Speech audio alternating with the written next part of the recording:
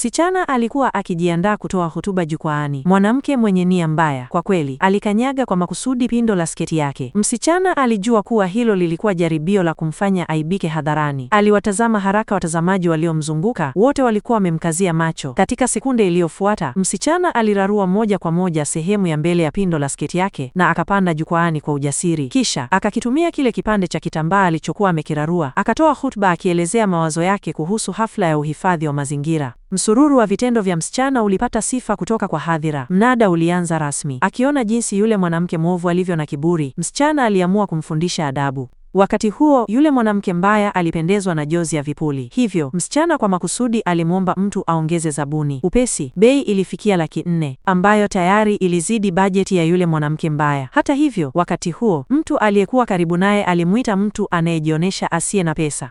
Ili kuokoa sura, yule mwanamke mbaya aliishia kutumia milioni 1 kununua jozi ya vipuli visivyo na thamani yoyote.